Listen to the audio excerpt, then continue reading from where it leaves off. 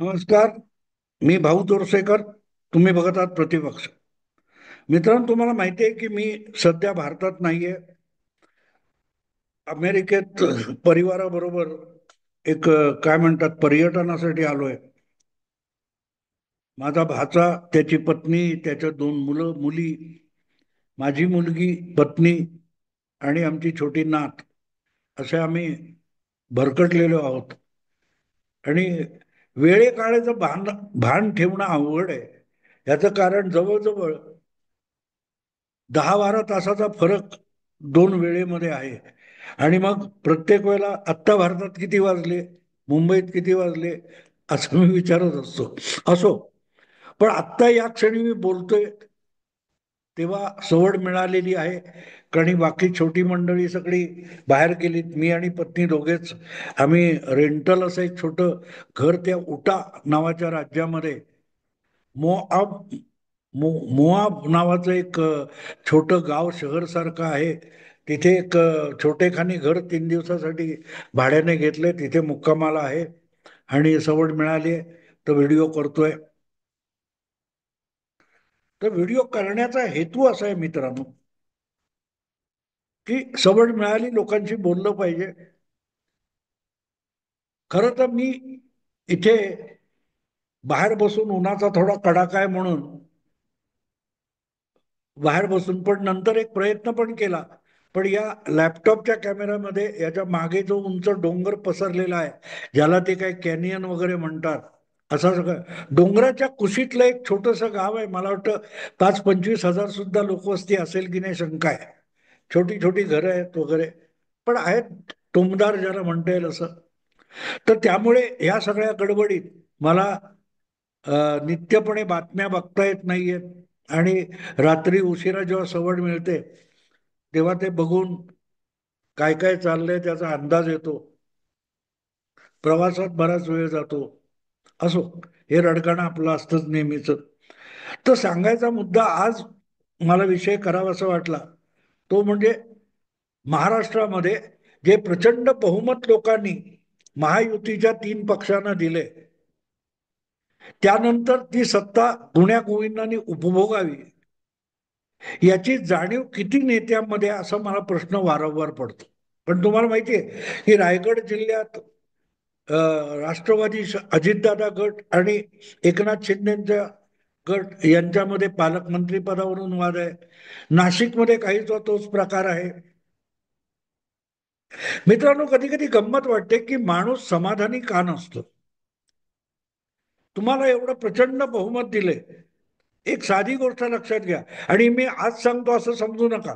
मी 5 वर्षापूर्वी ज्या वेळेला युट्यूबवर व्हिडिओ बनवायला सुरुवात केलं किंवा प्रतिपक्षाचा आरंभ झाला होता, उद्धव ठाकरे मुख्यमंत्री होते, करोनाचा धुमाकूळ चालू होता, आणि त्याही परिस्थितीमध्ये, इतक्या परिस्थितीमध्ये मुख्यमंत्री पद बळकावलंय, आपण लबाडी केली माहिती असून सुद्धा उद्धव ठाकरे ज्या लालसेने मुख्यमंत्री झालेले होते, ती सत्ता भोगण्यासाठी ते का प्रयत्न करत नव्हते, हा मला पडलेला प्रश्न होता. ठीक आहे, देवेंद्र फडणवीस आणि तुमचं पटलं नाही आणि भाजप तुम्हाला मुख्यमंत्री पद द्यायला तयार नव्हता, तुम्ही युती मोडली आणि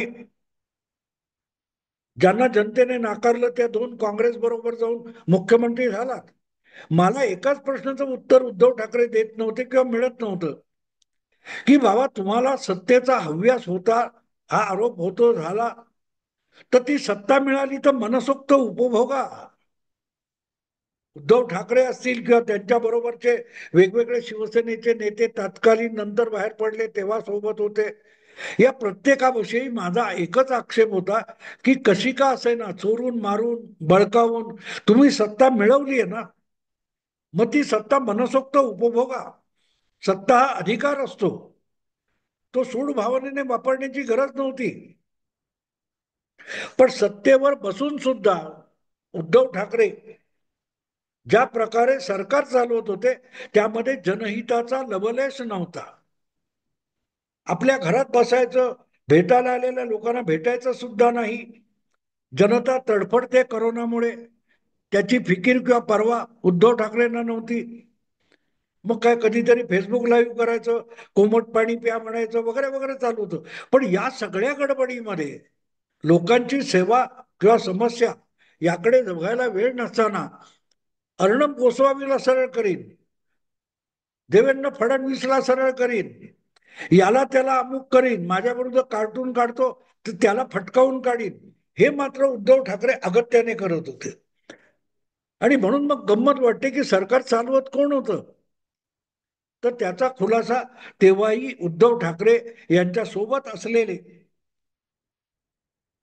पण फक्त आमदार असलेले एक मंत्री आहेत, ज्यांचं नाव भरत शेठ गोगावले, जे शिवसेनेचे दोन तीनदा तरी रायगड जिल्ह्यातून महाड या मतदारसंघातून विधानसभेवर निवडून आलेले आमदार आहेत. म्हटलं तर तुलनेने ज्येष्ठ आहेत, पण त्यांना मंत्रीपद मिळालं नव्हतं. ह्या नव्या सरकारमध्ये त्यांना मंत्रीपद मिळालेलं आहे. आणि अगदी सुरुवातीला ज्या वेळेला जून 2022 मध्ये शिवसेनेत उभी फूट पडली आणि एकनाथ शिंदे बरोबर 40 आमदार गुवाहाटीला निघून गेले होते, तेव्हा भरत गोगावले यांना मला वाटते एकनाथ शिंदे यांनी आपला व्हीप बनवला होता. व्हीप म्हणून ज्यांची नेमणूक केली, इतके भरत गोगावले हे एकनाथ शिंदे यांच्या विश्वासातले. आणि त्यांचीच आता काल परवा एका मराठी वृत्तवाहिनीने मुलाखत घेतली आहे. आणि त्या मुलाखतीमध्ये म्हटलं तर एक गौप्यस्फोट भरतशेठ गोगावले यांनी केलेला आहे. आणि हा काय म्हणतात त्याला, गौप्यस्फोट म्हणजे काय, की उद्धव ठाकरे हे मुख्यमंत्री असले तरीही ते नामधारी मुख्यमंत्री होते. उद्धव ठाकरे हे शिवसेनेचे पक्षप्रमुख असले तरी पक्षप्रमुख म्हणून उद्धव ठाकरे नामदारी आहेत. मातोश्री असो किंवा शिवसेना असो किंवा उद्धव ठाकरेंच्या यांच्या नेतृत्वाखालची जी शिवसेना सत्तेत होती ते सरकार असो, या सगळ्या गोष्टीत उद्धव ठाकरे हा बोलका बाहुला होता, कठपुतळी होती. पडद्या मागून एखाद्या सूत्रधाराने जसा कठपुतळ्या बाहुल्यांचा खेळ करावा, तसं उद्धव ठाकरेंना बाहुलीप्रमाणे सत्तेच्या राजकारणात किंवा पक्षाच्या राजकारणात खेळवलं जातं. आणि ते खेळवणारा दुसरा तिसरा सूत्रधार कोणी नाहीये, त्याचं नाव रश्मी वहिनी म्हणजे रश्मी उद्धव ठाकरे असं आहे. अर्थात हे दबल्या आवाजात दीर्घकाळ बोललं गेलं. तुमच्या माहितीसाठी सांगतो, रश्मी ठाकरे यांचं माहेरचं नाव पाटणकर आहे.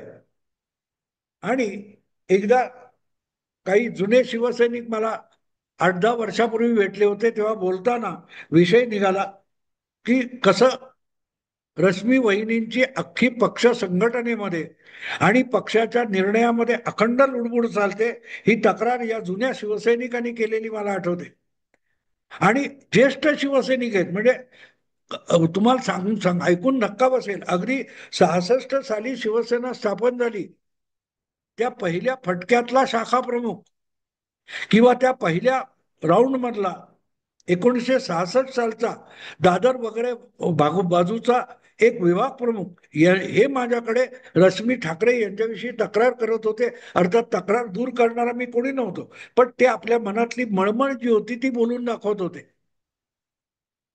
तेव्हा भरतशेठ गोगावले यांनी जो काही गौप्यस्फोट वगैरे केला म्हणतात, त्याला तुलनेने गौप्यस्फोट म्हणता येणार नाही.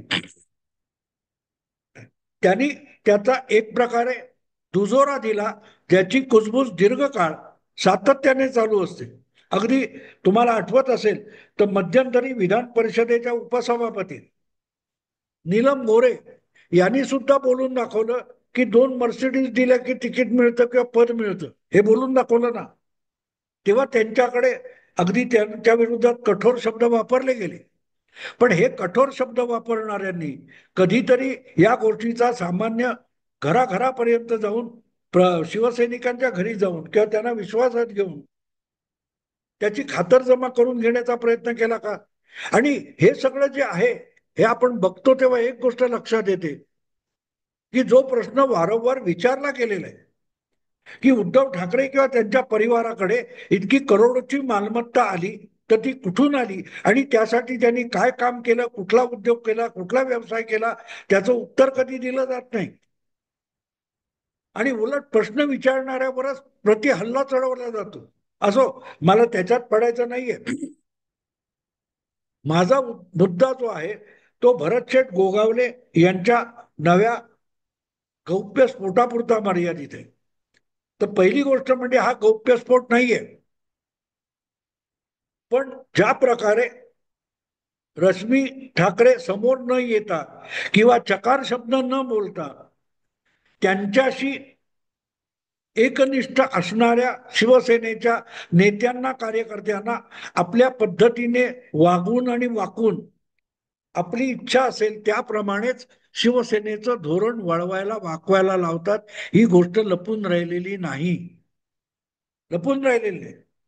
अगदी मला आठवतं की प्रकाश अकोलकर सारख्या ज्येष्ठ पत्रकाराने, विश्लेषकाने शिवसेना दुभंगल्यानंतर सरळ सरळ बोलताना आरोप केला होता की आदित्य ठाकरे यांच्यामुळेच शिवसेना फुटली.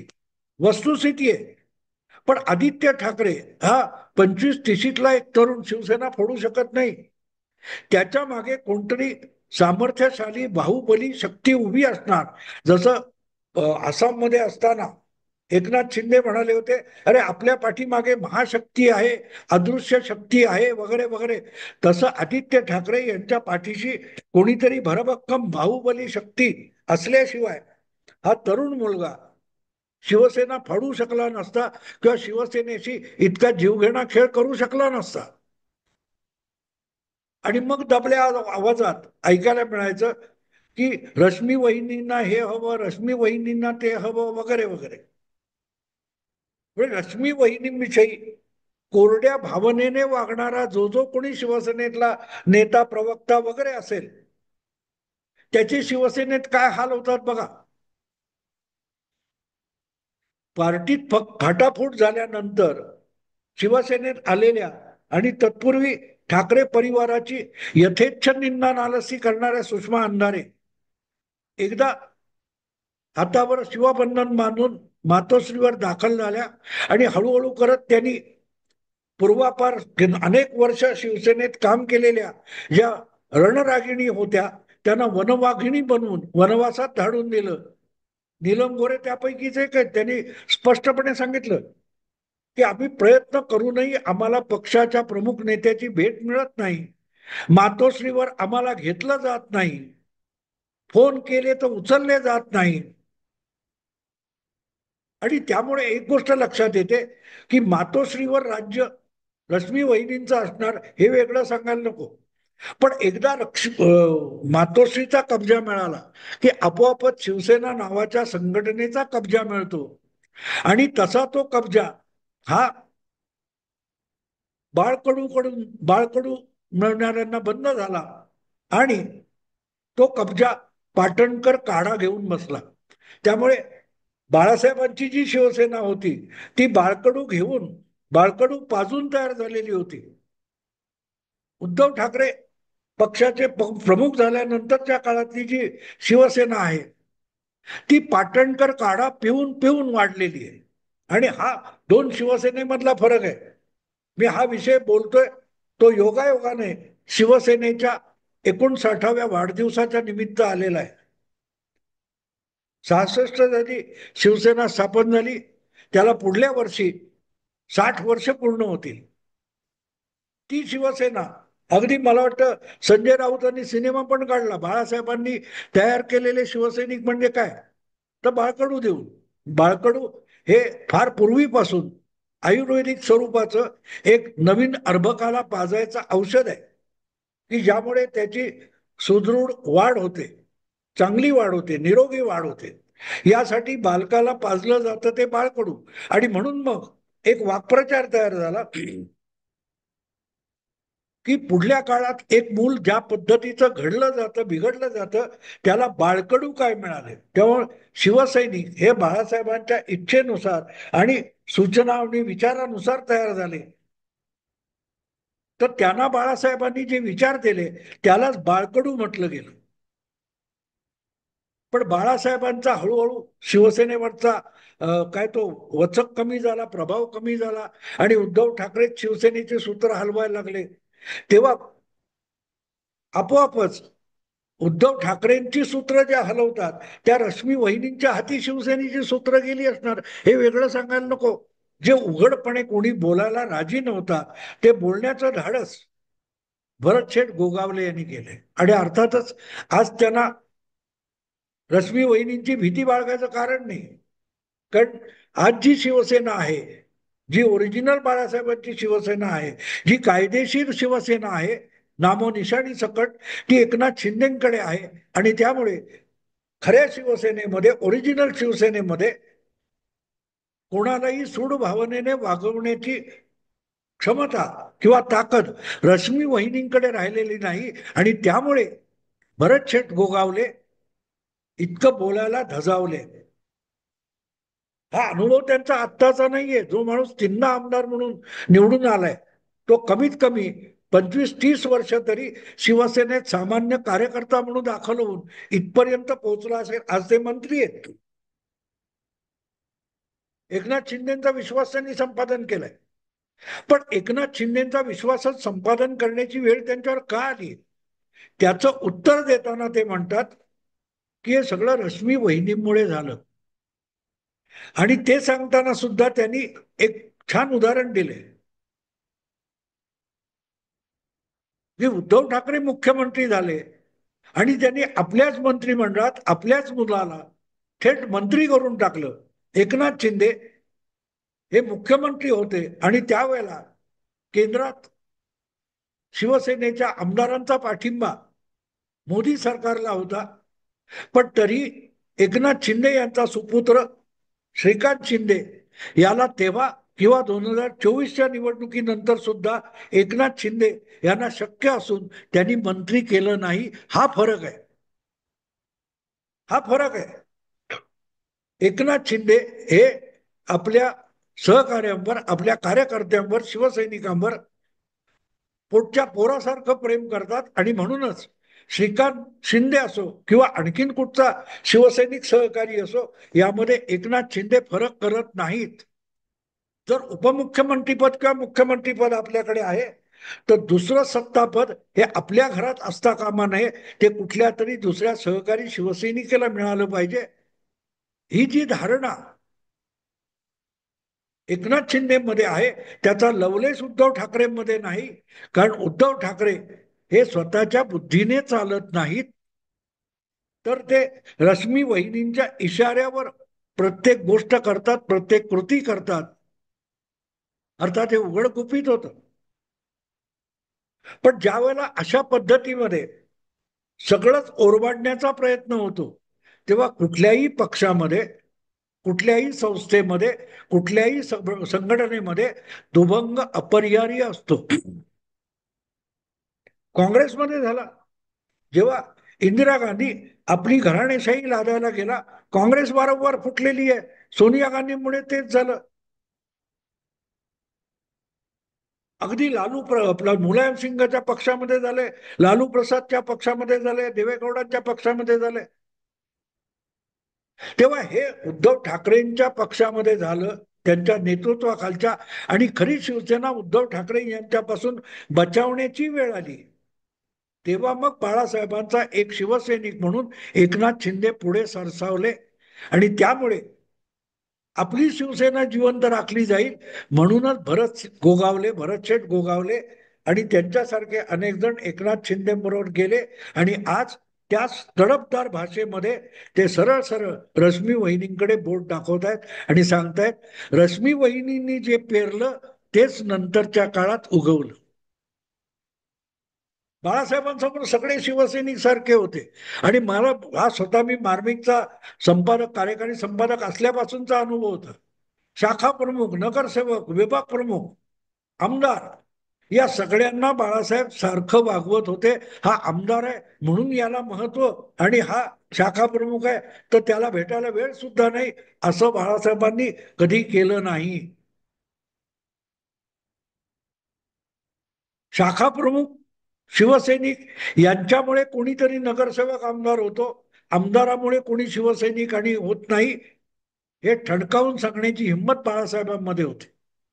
आणि त्यामुळे सामान्य शिवसैनिक सुद्धा बाळासाहेबांपर्यंत पोहोचू शकत होता, मतदार पोहोचू शकत होता.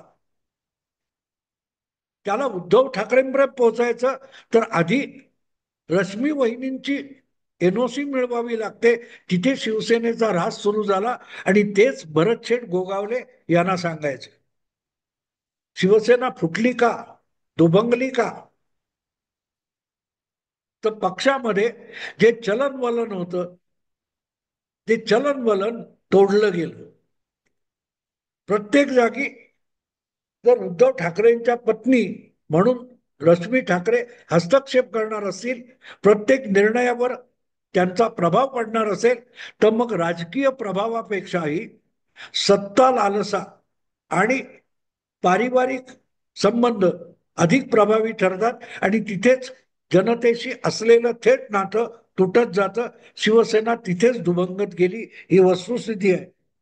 आणि म्हणून मित्रांनो, भरत शेठ गोगावले जे सांगतायत की जो घरोब्याचा विषय आणि घरोब्यातून पक्ष चालवण्याचा विषय बियाणासारखा रश्मी वहिनींनी पेरला, त्या 10-12 वर्षातून जे उगवून आले ते दुभंगाचं बीज का आलं? तर तुझ्या भावाने तुम्ही पंक्ती प्रपंच तुम्ही पेरलात संघटनेत आणि तोच उगवून आलाय. पण त्याचा लवलेश एकनाथ शिंदेकडे नाही आणि म्हणून ती शिवसेना अस्सल राहू शकते, टिकू शकते. उद्धव ठाकरेंच्या शिवसेनेला कोणाच्या ना कोणाच्या कुबड्या घेण्याशिवाय पर्याय नाही. हेच भरतशेठ गोगावले आपल्या या वक्तव्यातून सांगतायत. रश्मी वहिनीने जे पेरलं तेच उगवलं असं म्हणतात ते गोगावले. मित्रांनो, आता इथेच सांगतो, आवडलं लाईक करा, शेअर करा आणि प्रतिपक्षाला सबस्क्राईब करा. नमस्कार.